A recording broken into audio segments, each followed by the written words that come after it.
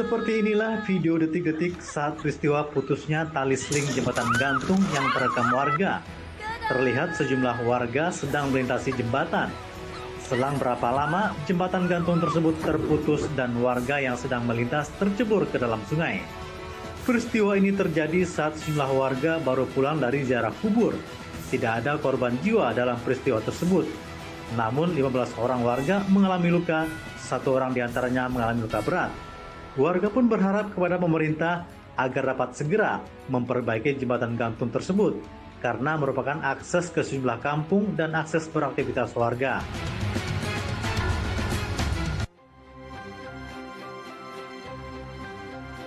Assalamualaikum pemirsa, apa kabar Anda? Semoga dalam keadaan baik di hari lebaran ketiga ini. Sebelum kita memulai aktivitas, yuk kita update dulu seputar informasi menarik supaya pagi Anda lebih berisi. Bersama saya Haidar Faisal, inilah Cakrawala selengkapnya.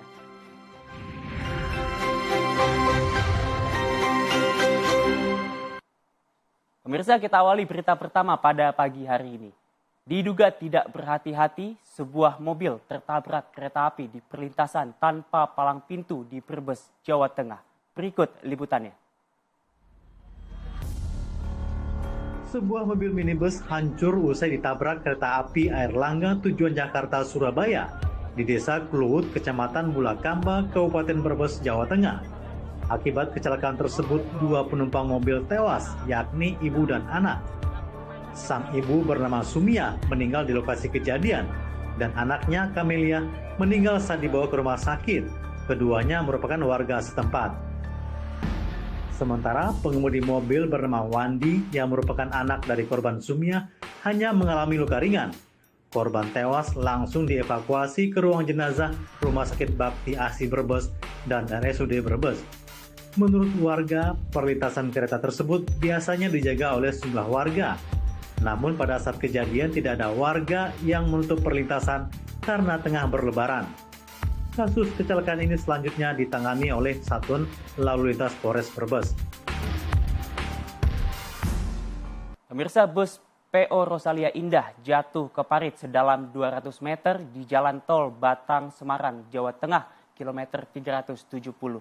Akibat kecelakaan tunggal tersebut, 7 orang dinyatakan meninggal dunia dan belasan lainnya terluka.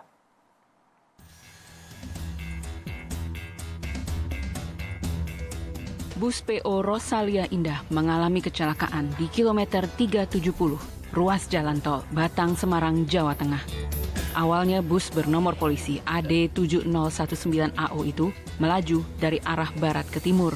Sesampai di kilometer 370, bus jatuh ke parit sedalam 200 meter. 7 korban meninggal dunia dan belasan korban luka dibawa ke Rumah Sakit Islam Kendal untuk penanganan medis. Saat ini kasus kecelakaan tersebut masih dalam penyelidikan pihak Korlantas Polri.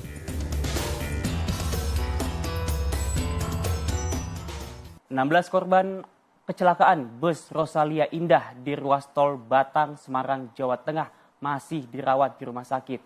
Ke-16 korban tersebut menderita luka yang bervariasi dari ringan hingga berat.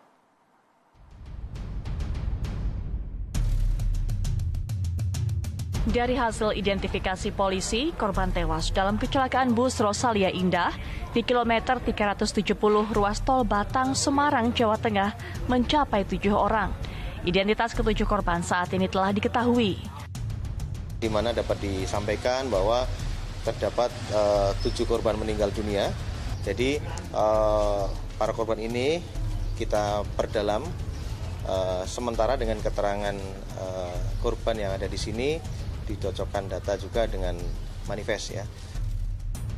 Selain menewaskan 7 orang, kecelakaan bus Rosalia Indah tol Batang Semarang, Jawa Tengah juga melukai 16 orang penumpang bus. Mereka menderita luka berat serta ringan dan kini masih dirawat di Rumah Sakit Islam Muhammadiyah Kendal. Kemudian korban yang dibawa ke IGD itu awalnya sekitar 17, kemudian setelah jam 1 bertambah menjadi 3 menjadi 20. Sementara seperti yang tadi dikatakan ada 7 korban meninggal yang telah teridentifikasi dan total sudah ada 3 yang sudah disucikan dan siap untuk dibawa pulang oleh keluarga. Pihak Rumah Sakit Islam Muhammadiyah Kendal menyatakan bahwa seluruh jenazah saat ini sudah dapat diambil pihak keluarga korban. Kecelakaan tunggal bus Rosalia Indah di kilometer 370 Tol Batang Semarang terjadi Kamis pagi pukul 6.35 waktu Indonesia Barat. Untuk mengungkap peristiwa kecelakaan maut tersebut, Korlantas Polri telah menerjunkan tim dari Polda Jawa Tengah.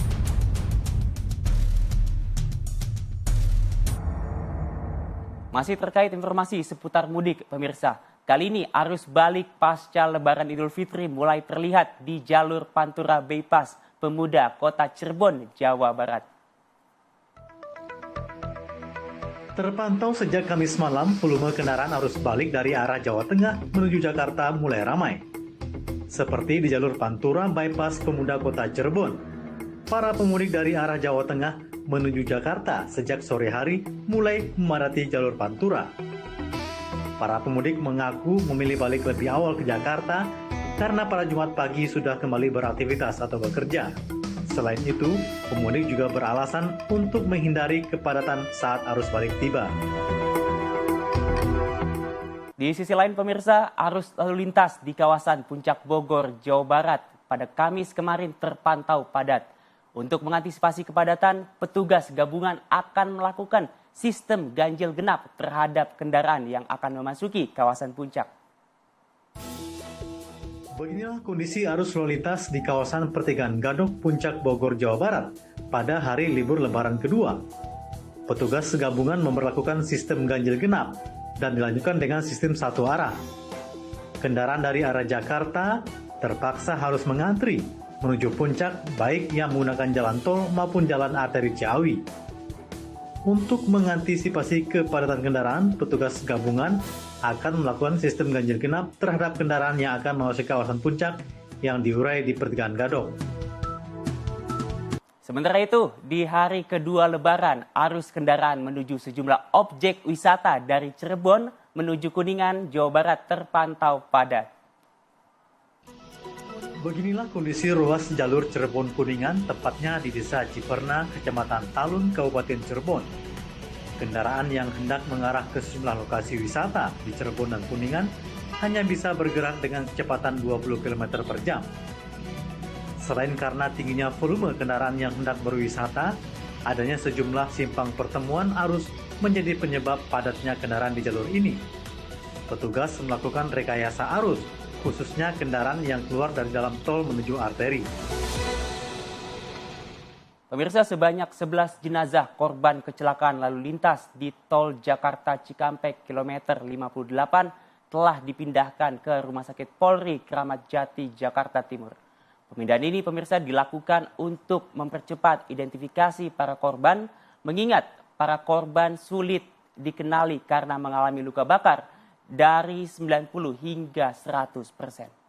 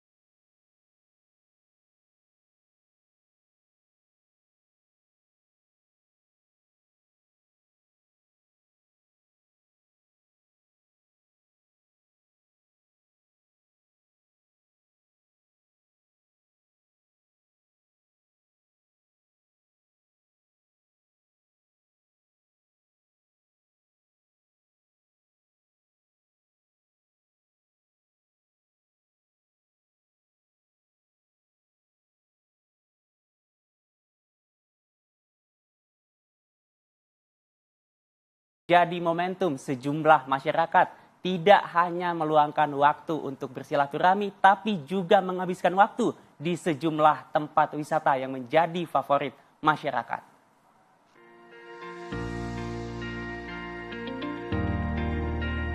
Wisata air menjadi salah satu pilihan masyarakat Kota Medan untuk berlibur di hari Lebaran. Di tempat wisata yang terkenal di Medan ini, masyarakat terutama anak-anak dapat bermain di sejumlah wahana air yang telah disediakan pengelola. Tidak aneh jika jumlah pengunjung di objek wisata air ini meningkat. Pengunjung rela merogoh kocek sebesar Rp70.000 untuk bisa menikmati bermain air bersama keluarga. Sementara itu, Pantai Parangtritis, Bantul, Yogyakarta sampai saat ini masih menjadi tujuan utama wisatawan dari berbagai daerah saat menikmati liburan di Yogyakarta. Sejak pagi hari sebelum matahari terbit, ribuan wisatawan sudah berdatangan di pantai selatan Yogyakarta untuk menikmati suasana sunrise di pantai selatan. Selain itu, masyarakat juga bisa menikmati pemandangan indah Pantai Parangtritis yang berbatasan dengan Perbukitan Seribu. Keindahan ombak Pantai Parangtritis kerap menjadi objek menarik, namun pengunjung diminta tidak terlena. Pengunjung wajib mematuhi peraturan keamanan dan keselamatan saat bermain di Pantai Parangtritis.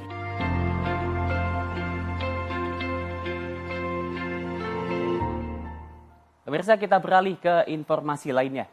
Di hari kedua Lebaran, Presiden terpilih Prabowo Subianto kembali menyambangi Presiden Joko Widodo di Istana Kepresidenan. Dalam kesempatan itu, pemirsa, Prabowo didampingi putranya Didit berbincang hangat dengan Presiden Jokowi dan juga Ibu Negara Iriana.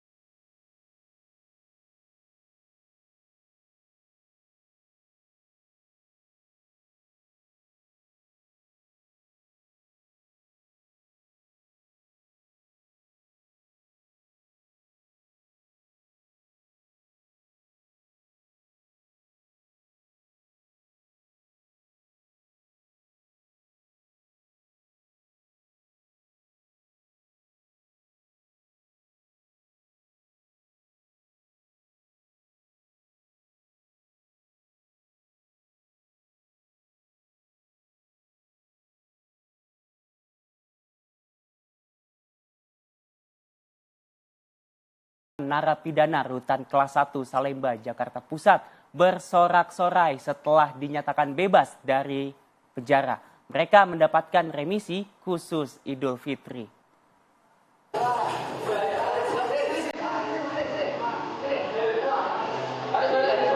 Kepala Rumah Tahanan Kelas 1 Salemba, Jakarta Pusat memanggil satu persatu nama narapidana yang dibariskan di sebuah ruangan. Para napi diabsen karena akan mendapat kejutan spesial di hari Idul Fitri, yakni remisi khusus. Sehingga di hari kedua Lebaran ini mereka bebas dan bisa kembali berkumpul bersama keluarga.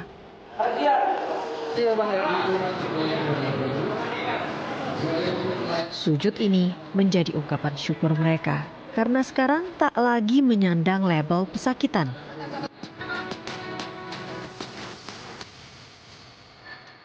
Dengan status barunya, mantan warga binaan ini langsung keluar rutan untuk kembali berbaur bersama masyarakat, memulai hidup baru yang lebih baik. Perkaranya perkara apa nih, Bang? 363 KUHP. Apa tuh, Bang? Pencurian dengan pemberatan.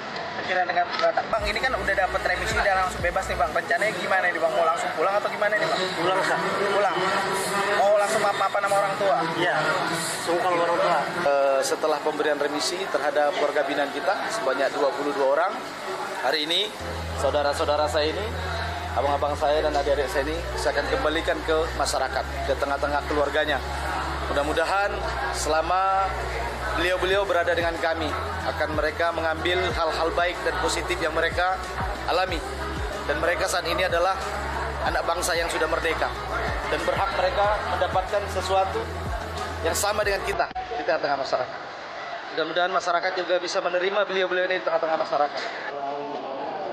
Dari total 3.084 penghuni rutan Salemba, sebanyak 1.146 narapidana mendapat remisi khusus 1 dan 22 napi mendapat remisi khusus 2 atau langsung bisa menghirup udara bebas.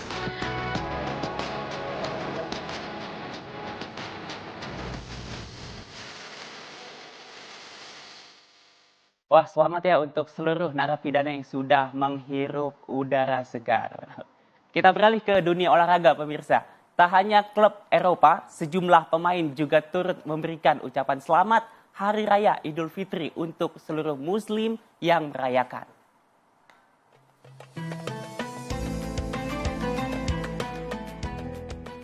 Hari Raya Idul Fitri yang jatuh pada 10 April 2024 banyak dimanfaatkan setiap orang untuk menjadi ajang silaturahmi untuk kembali menyapa dengan memberikan ucapan selamat. Hal itu termasuk datang dari insan sepak bola dunia.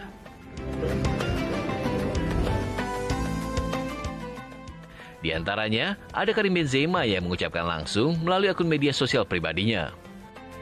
Assalamualaikum, Eid Mubarak atus, taqabbalallah minna wa minkum. Selain Benzema, pemain keturunan Indonesia yang bermain untuk timnas Belanda dan AC Milan, Tiani Reinders, mengucapkan selamat Hari Raya Idul Fitri kepada seluruh masyarakat tanah air dalam akun Instagram Oranje Indonesia. Wishing a happy Eid Mubarak to all Oranje fans in Indonesia. May peace and joy fill our days. Selamat Lebaran. Selain Reinders, video lama pelatih Sintayong ketika memberikan ucapan selamat Lebaran kembali viral di media sosial. Lebaran.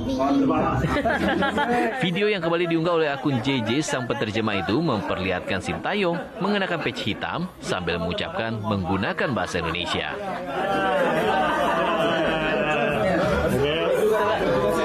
Selamat Lebaran, Indah. Lebaran. Lebaran. Satu, dua, tiga. Selamat Lebaran. Mohon maaf lahir dan batin.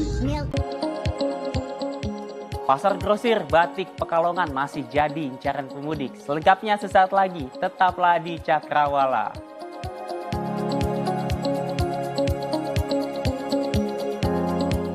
Pemirsa, terima kasih Anda masih menyaksikan Cakrawala bersama saya, Haidar Fasal. Ribuan warga mengikuti tradisi Grebek Syawal yang digelar oleh Keraton Yogyakarta. Tahun ini sendiri 6 gunung tidak diperebutkan, namun dibagikan oleh pihak keraton dan dibantu petugas.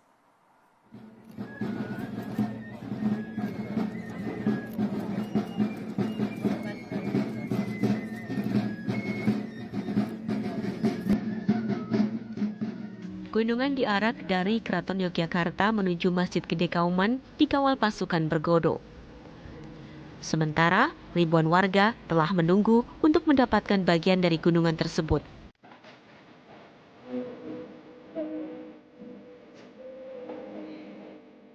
Ada 6 gunungan yang diarak. 2 gunungan Kakung, Gunungan Estri, Gunungan Gepak, Gunungan Darat, dan Gunungan Pawuhan.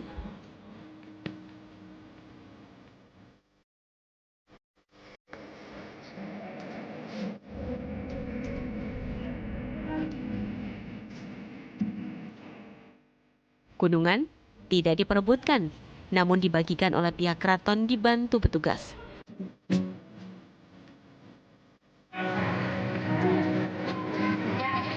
Mbak, ini dapat apa? Warga bisa mendapatkan bagian gunungan di Masjid Gede Kauman dan di Pura Pakualaman. Sementara untuk di Kompleks Kepatian, dibagikan 50 ubarampe gunungan. Mbak, ini dapat apa, Bu? Dapat kacang, Pak. Kacang tadi dibagi? Ya, Dikasih? Oh, iya. Seneng nggak, Bu? senang baru kali ini. Oh, baru kali ini dapatnya? Ya. Oh, mau buat apa kacangnya? Mau disayur. Sayur? Oh, oke. Lihat ya, Bu? Ya. Sih baru pertama ikut terus dapat kayak gini. Kalau dilihat di online itu kan di IG misalkan berebut tuh pada nggak dapat. Nah ini kayaknya lebih aman deh. Lebih tertib itu ya? Lebih tertib. Gunungan juga dibagikan ke dalam Mangkubumen dan tidak dibuka untuk umum.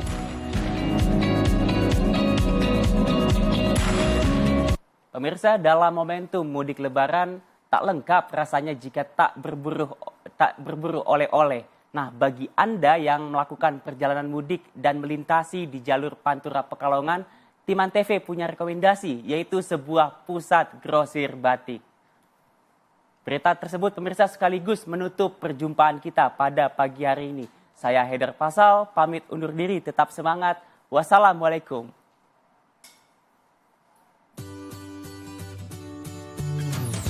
Inilah pusat grosir batik Setono yang menjadi surganya bagi para pemudik yang ingin membeli pernak-pernik batik khas kota Pekalongan.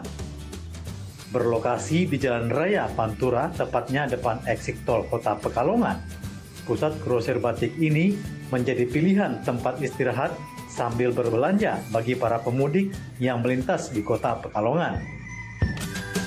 Bukan hanya karena harganya yang terbilang lebih murah, di pusat grosir ini menyediakan berbagai pernak-pernik batik dengan berbagai motif, mulai dari kemeja, daster, kaos, sarung, souvenir hingga aksesoris yang dibanderol mulai dari harga Rp25.000 hingga ratusan ribu rupiah. Jadi saya tadi dari Dieng, Semarang, terus mampir ke sini mau pulang ke Jakarta. Jadi katanya ada yang murah batik di daerah sini, Pekalongan gitu kan. Jadi saya kemari. Katanya murah tapi memang bagus-bagus sih. Di sini banyak ya Pak, beragam motifnya. Terus harganya juga ya lumayan lah terjangkau gitu. Diakui para pedagang, di musim mudik kali ini, para pedagang mengalami peningkatan omset yang cukup signifikan. Alhamdulillah kita ada peningkatan, udah mulai rame. Sekitar ya namanya pembeli ya, itu rezeki-rezekinan itu sudah lumayan sampai 70% dari omset sebelumnya gitu. Pada musim mudik 2024 kali ini, pasar grosir Setono setiap harinya selalu dipadati oleh para pemudik yang sengaja mampir untuk beristirahat sekaligus berbelanja. Dari Pekalongan, Jawa Tengah, Aji Sariat dan Putra Diwilaksana melaporkan.